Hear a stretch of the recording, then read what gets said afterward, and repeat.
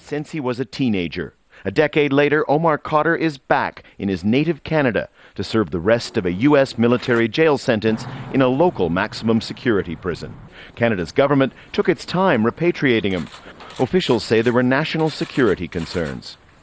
I am satisfied the Correctional Service of Canada can administer Omar Khadr's sentence in a manner which recognizes the serious nature of the crimes that he has committed and ensure the safety of Canadians is protected during incarceration.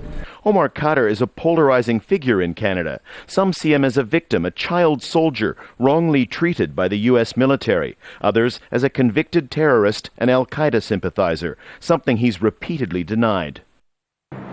As long as he's kept away from, from all harm being done to anybody else, so that's a good thing, right? No matter where he is, right? Well, I guess he's a Canadian citizen, so it's one of the rights that you have is to come back and serve your sentence here. Is it right?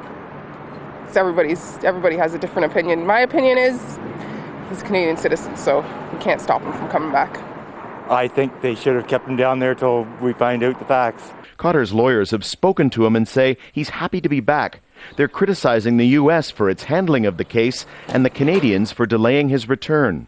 He was a child soldier. He did meet the definition of the protocols for the protection of children in combat. And so I'm ashamed of my country. I'm ashamed of the Canadians' actions in this case. Really, there's a lot of blame to go around.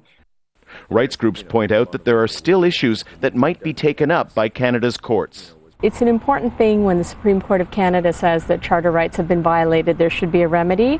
That needs to be addressed. In terms of what specifically Omar Khadr and his lawyers will seek, that remains to be seen.